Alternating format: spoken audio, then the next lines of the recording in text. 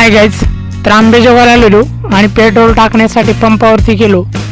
तर petrol पंपावरती petrol अक्षरशः भेटणे गेले आणि आंबेजोगाईमध्ये कुठल्याही पंपावरती फक्त एकच तथागत चौकामध्ये पेट्रोल पंप चालू होता मगाशी बघितलं. परंतु त्याही पंपावरती पेट्रोल काही आता भेटणे गेले. अक्षरशः गर्दी जास्त आहे. आणि आता आम्ही निघालेलो. एक जो सेकंड पंप होता त्या पंपावरती अक्षरशः भांडणं चालू होते आणि ते भांडणं बघूनच आम्ही निघालो दुसऱ्या पंपावरती. बघूत म्हणलं दुसऱ्या पंपावरती भेटते का.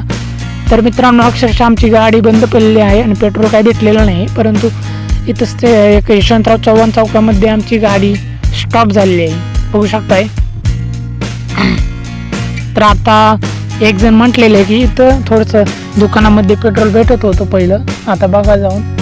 तर दुकानामध्ये गेलेलो, परंतु दुकानामध्येही पेट्रोल भेटलं नाही. दुकानदार म्हटलं की पेट्रोल पंपावरतीच पेट्रोल नाही आणि दुकानावरती कसं भेटेल. तर आता एक मित्राला फोन केला, ते येत आहे, बघूत आपण.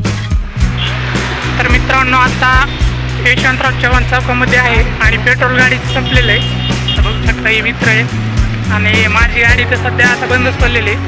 त्या गाडीतही पेट्रोल नाहीच होतं, परंतु आता हीच गाडी बंद पडलेली. त्याच गाडीला भेटणे गेले पेट्रोल. पूर्ण आंबेजोगाईमध्ये बघितलं फक्त एकच पेट्रोल पंप चालू आहे. तिथं सुद्धा गर्दी एवढी आहे आणि अक्षरशः भांडणं चालली.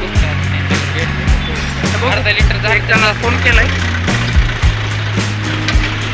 यशवंतराव चव्हाण चौकामध्ये आहे.